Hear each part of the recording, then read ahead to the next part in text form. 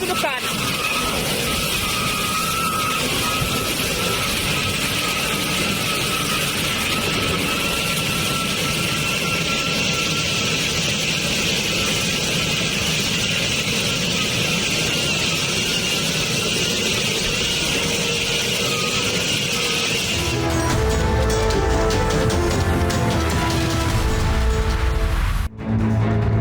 Selamat sore pemirsa, kita berjumpa di iNewsroom, ruang pendalaman informasi yang aktual dan komprehensif. Saya Anisha Dasuki. Pemirsa, truk pengangkut air tabrak pagar pembatas gerbang tol Kebonanas, Jatinegara, Jakarta Timur. Kecelakaan terjadi akibat truk hindari pengendara motor.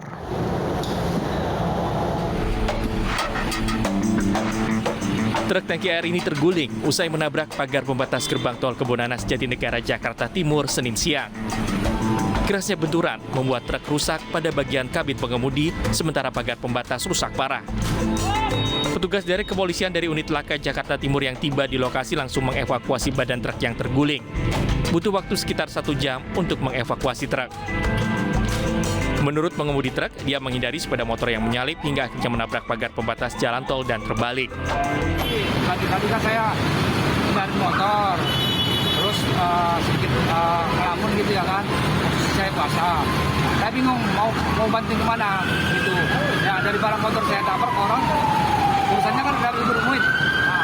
Nah, udah saya korban sendiri. Akibat kecelakaan ini, jalan DI Panjaitan dari arah Cawang menuju Jatinegara sempat mengalami kemacetan hingga 3 km. Kasus kecelakaan ini ditangani unit Laka Lantas Jakarta Timur. Dari Jakarta, Rio Manik, iNews melaporkan. 2 kecelakaan terjadi di tengah kepadatan di ruas jalan tol Cipali kilometer 79 Purwakarta, Jawa Barat. Pertama, mobil minibus travel terbalik dan tidak jauh dari lokasi pertama, sebuah minibus menabrak sebuah SUV.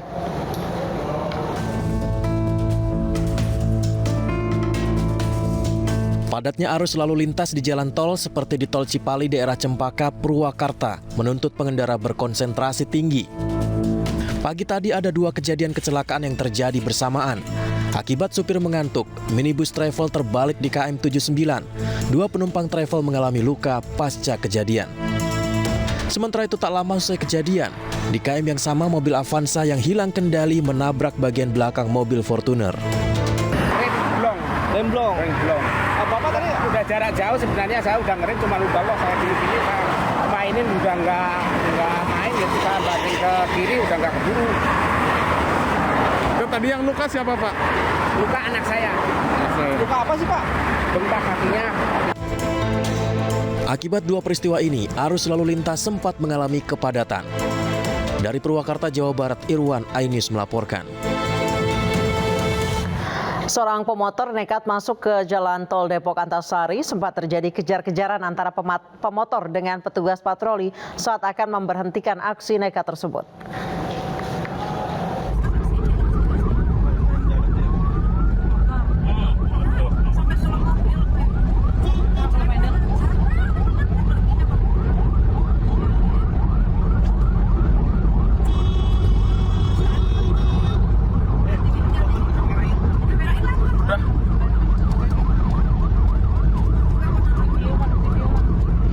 Seorang pemotor Minggu malam kemarin nekat masuk ke jalan tol Desari. Diduga pemotor masuk melalui celah di gerbang tol, sempat terjadi kejar-kejaran antara pemotor dengan petugas patroli. Informasi polisi, pemotor yang tidak diketahui identitasnya masuk dari gerbang tol Cilandak Town Square lalu keluar di exit tol Brigif. Setelah berhasil dihalau keluar, kemudian pemotor berhasil kabur.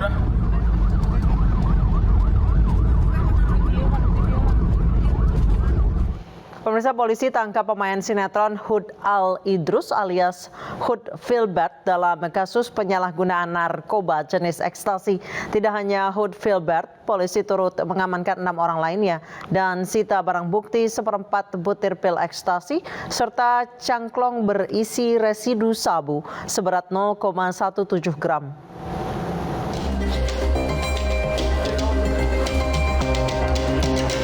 Hud Al-Idrus alias Hud Filbert beserta ke-6 orang rekannya ini ditangkap petugas Satuan Reserse Narkoba Polres Metro Jakarta Barat saat pesta narkoba di salah satu apartemen di kawasan Permata Hijau, Jakarta Selatan. Dari keterangan petugas, Hud Filbert menyuruh AIR membeli ekstasi melalui MR untuk pesta narkoba di apartemennya di Permata Hijau. Dengan uang Hud, AIR membeli sebutir pil ekstasi kepada MR seharga Rp400.000. Hud Filbert ditangkap bersama 6 orang yang terdiri dari 2 laki-laki dan 4 orang wanita dengan barang bukti seperempat butir pil ekstasi warna hijau dan cangklong berisi residu sabu seberat 0,17 gram. Dari hasil pemeriksaan, ketujuh orang tersebut positif narkoba. TKP pertama di sebuah pos di Jalan Sawo Bawah, Cipete Baru, Kebayoran Baru, Jakarta Selatan. Di mana dari TKP ini ditemukan 1 alat hisap sabu beserta 1 buah cangklong berbentuk kaca yang berisi residu narkotika jenis sabu. Polisi masih memburu pria berinisial F yang diduga sebagai penjual ekstasi. Polisi juga masih mengembangkan kasus ini karena diduga ada artis lain yang terlibat. Para pelaku dikenakan pasal 127 ayat 1 huruf A, Undang-Undang RI nomor 35 tahun 2009 tentang narkotika dengan hukuman 4 tahun penjara. Dari Jakarta, Miftahul Gani, iNews melaporkan. Terdakwa anak dalam kasus penganiayaan David Ozora, AG mengajukan banding atas vonis yang ia terima. Sebelumnya AG dijatuhi hukuman 3,5 tahun penjara oleh Majelis Hakim Pengadilan Negeri Jakarta Selatan.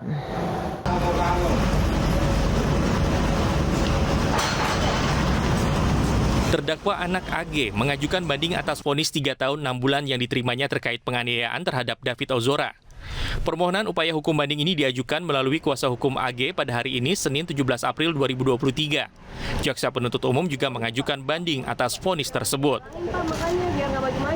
Setelah terdata masuk upaya hukum, yaitu pengajuan permohonan banding yang dilakukan oleh penasihat hukum terdakwa anak AG, yang mana pernyataan banding tersebut langsung dilakukan penasihat hukumnya ke Pengadilan Negeri Jakarta Selatan di Kepaniteraan Pidana.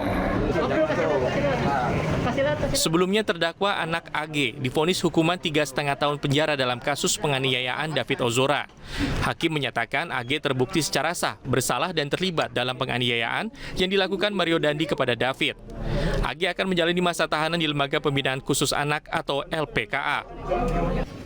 Sementara itu, David Ozora diperbolehkan pulang dari rumah sakit pada hari Minggu kemarin. Tim dokter merujuk David untuk melanjutkan perawatan di rumah karena masa kritis sudah dilalui. Meskipun demikian, David masih harus menjalani terapi kognitif dan motorik selama 6 bulan ke depan. Dari Jakarta, tim liputan iNews melaporkan. Aparat keamanan berencana melakukan evakuasi terhadap seorang prajurit TNI yang gugur ditembak kelompok separatis teroris Papua. Evakuasi korban dengan menggunakan helikopter dari distrik Mugi, Kabupaten Duga ke Timika, Papua.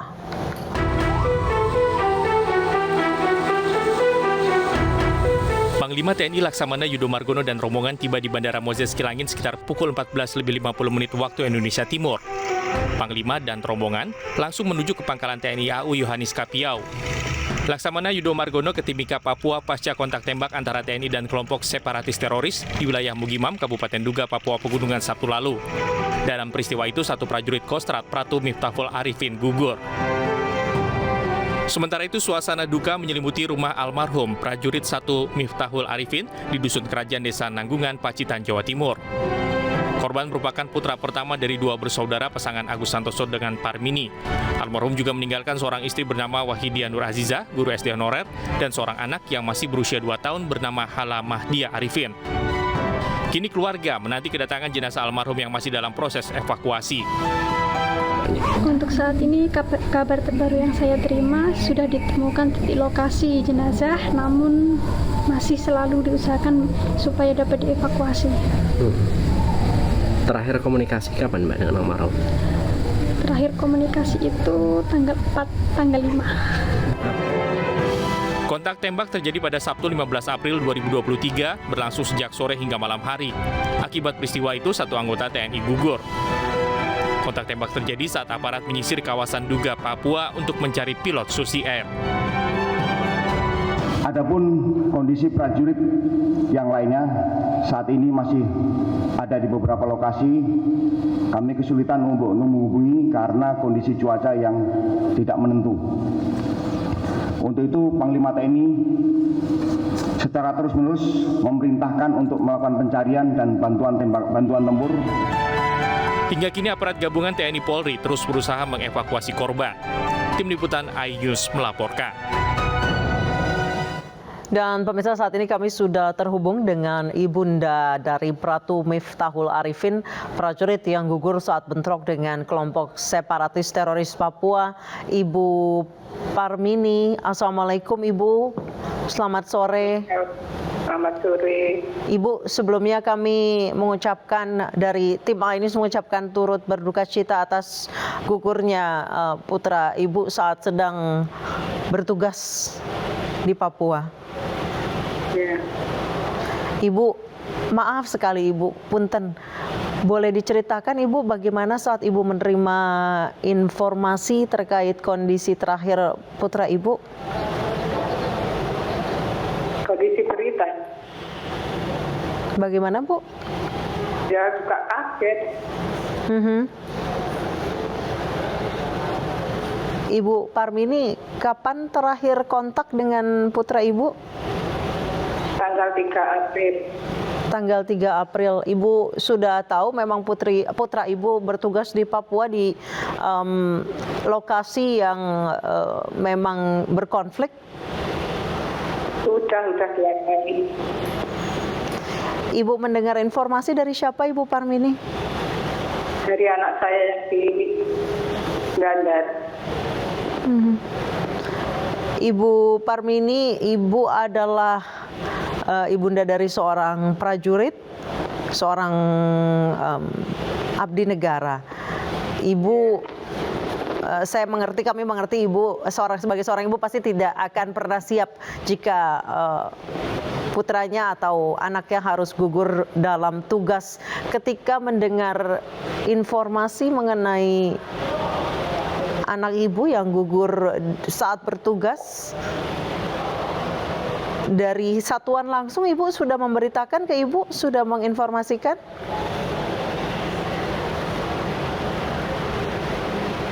Ibu? Ya. Ibu mendapat informasi dari satuan langsung Ibu? Dari anak saya yang di Bandar. Baik. Ibu boleh diceritakan terakhir kontak dengan putra Ibu, dengan almarhum, itu apa yang diceritakan Ibu? Ya, saya perlu minta kita. Setiap mau sister kita juga.